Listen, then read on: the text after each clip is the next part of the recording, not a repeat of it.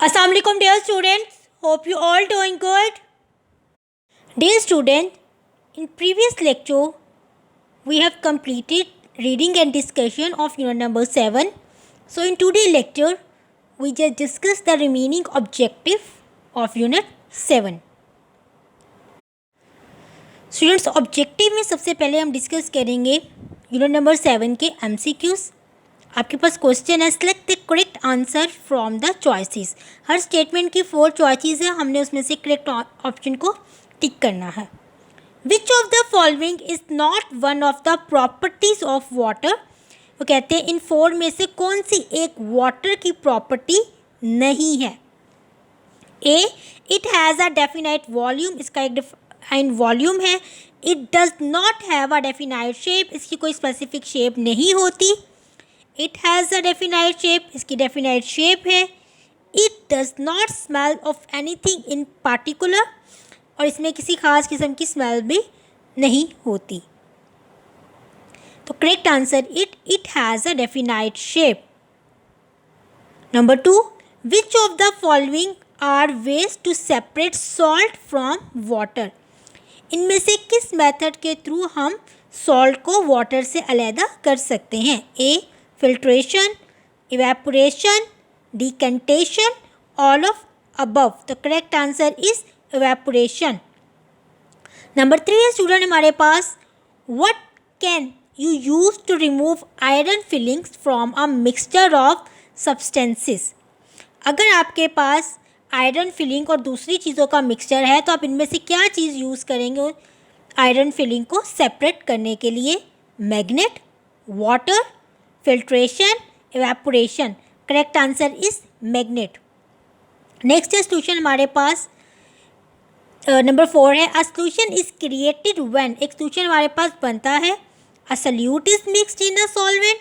Solute और solvent को mix करने से. A solvent is mix with sand. Solvent को सैंड के साथ मिक्स करने से. Salt is mix with floor. Salt को आटे के साथ मिक्स करने से. Sugar is mix with sand. अगर हम शुगर और सैंड को मिक्स करते हैं.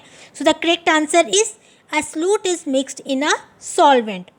And the last, which two of the following will not dissolve in water.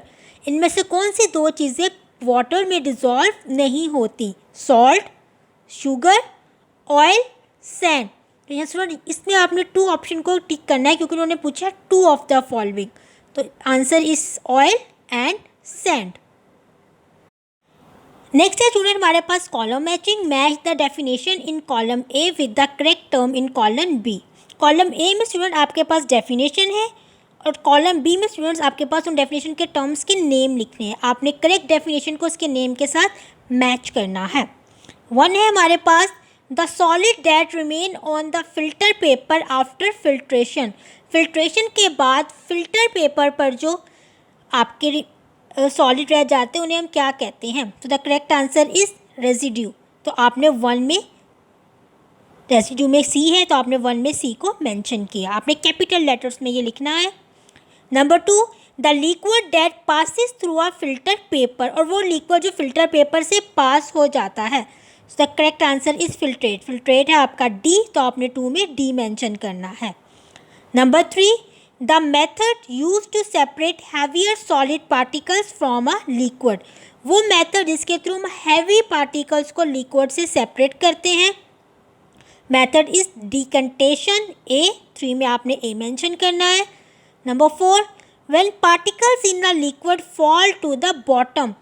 और जब किसी लिक्विड में पार्टिकल जो है बॉटम में यानी कि नीचे बिल्कुल रह जाते हैं. The correct answer is sedimentation. ई.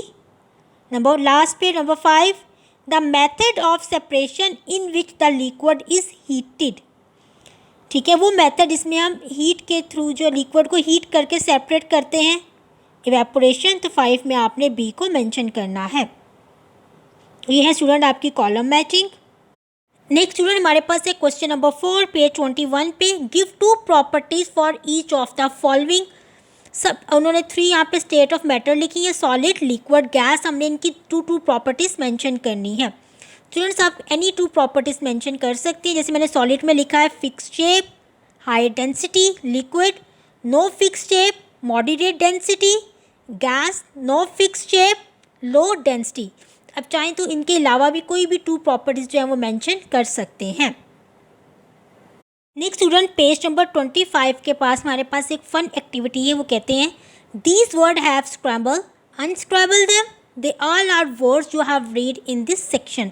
उन्होंने यहाँ पे स्टूडेंट कुछ वर्ड दिए हैं बट ये स्क्रैम्बल है, यानी कि ये अरेंज नहीं है। आपने एक सबसे पहले इनको अरेंज करना है, देन आपने इस तरह से नीचे जो आपके पास एक पजल है, एक ब्लैंक्स है, जहाँ पर आपने यहाँ पर इनको फिल करना है।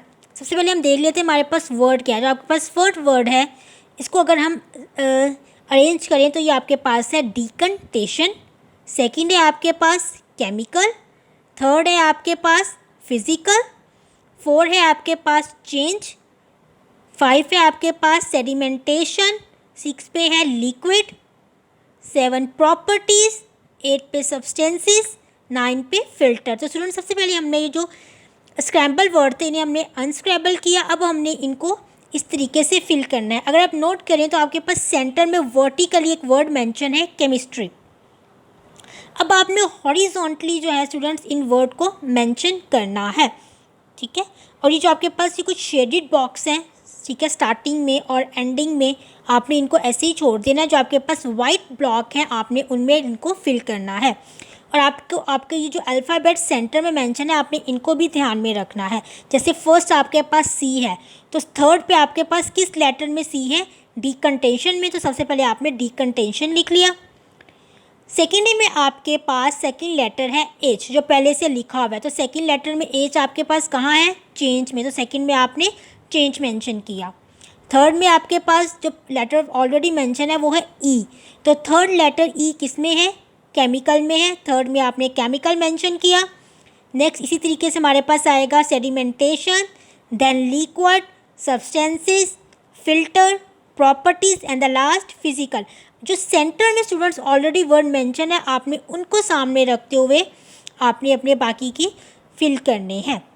इसी के साथ स्टूडेंट हमारा यूनिट क्लोज होता है और इसी के साथ हमारा सेकेंड टर्म भी यहीं पे फिनिश होता है। Thank you.